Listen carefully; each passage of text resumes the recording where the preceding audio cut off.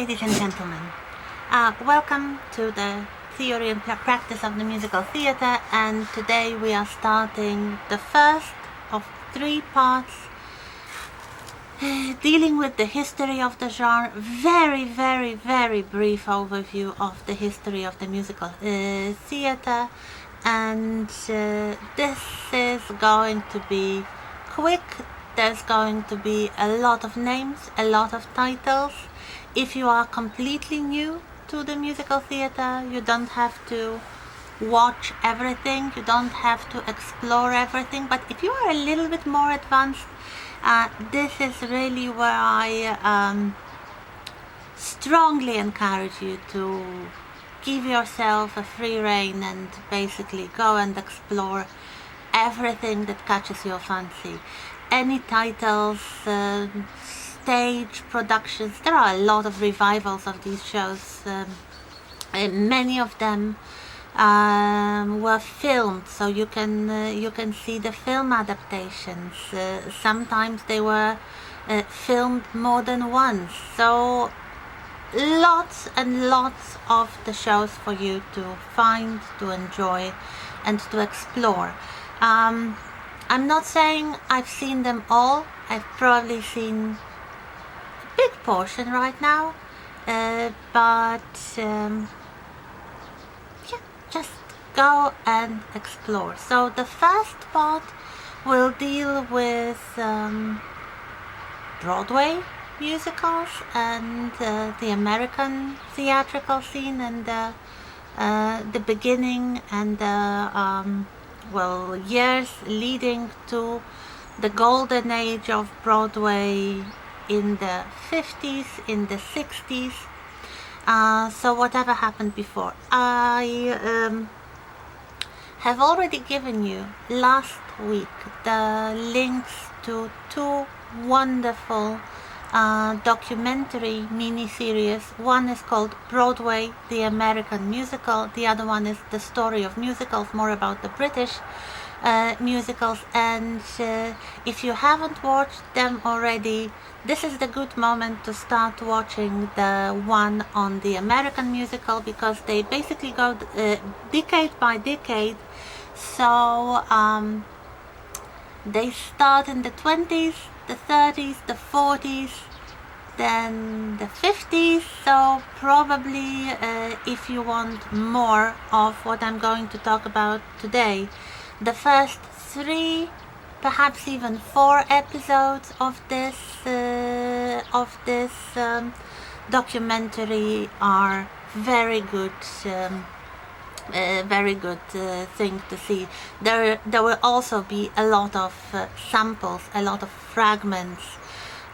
Also, you will see the faces of actors and creators of musical shows. So absolutely go ahead and enjoy it.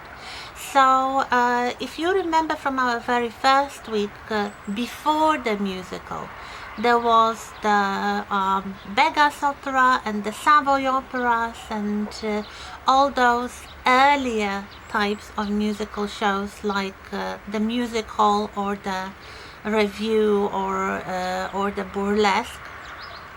To some extent, they never completely died out, but gradually they were replaced by what started to develop into what you might say a classical, old-fashioned Broadway musical in the 1920s, to some extent also in the 1930s, although each decade was a little bit different.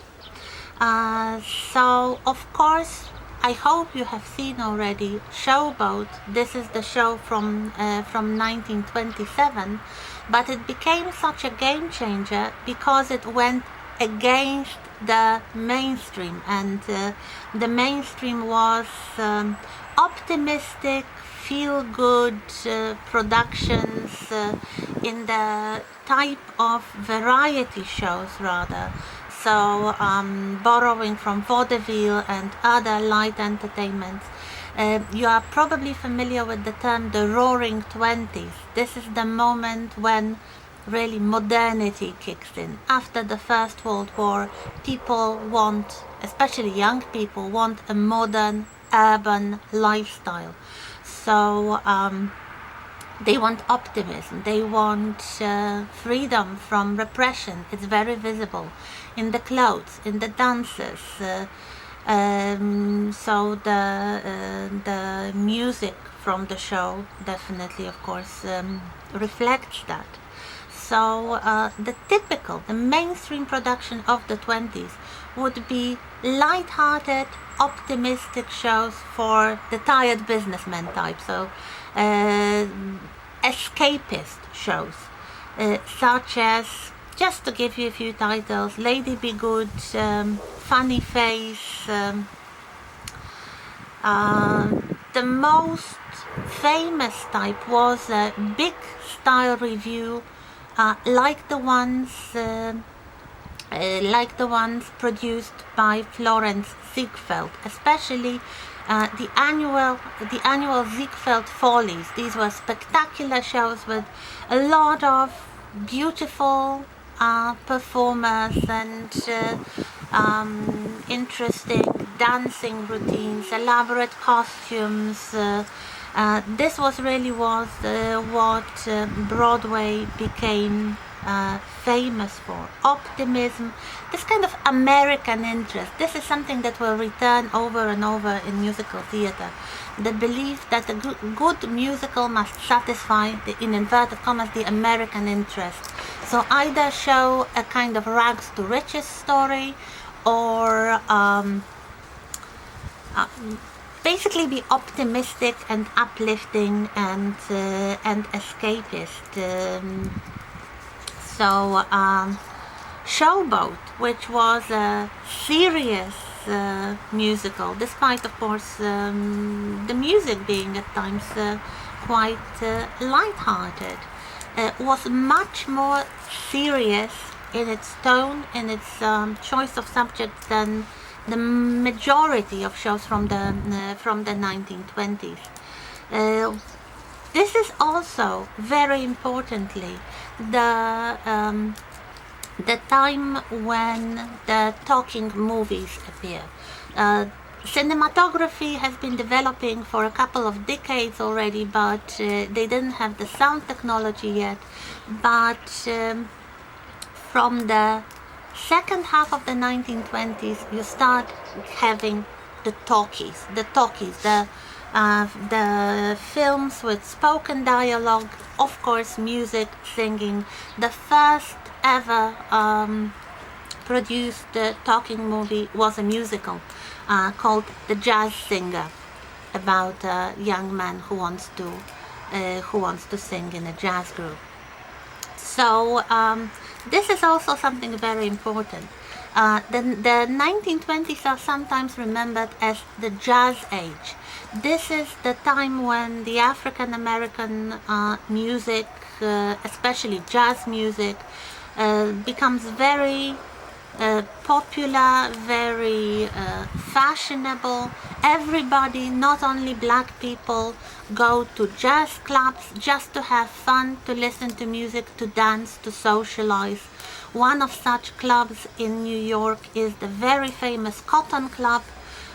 If you know the film Cotton Club, perhaps this is a good moment to rewatch it. If you haven't seen it, by all means go and see it. Perhaps some more films for you. There is a very interesting feature biopic about Cole Porter, one of the most important and successful creators of the musical theater. He was a composer and lyricist. Some say he was the master of a witty novelty song, the kind of surprising, funny song. He mostly produced classical Broadway musicals like Anything Goes. This is probably his most famous title of this kind. High Society, Top Hat.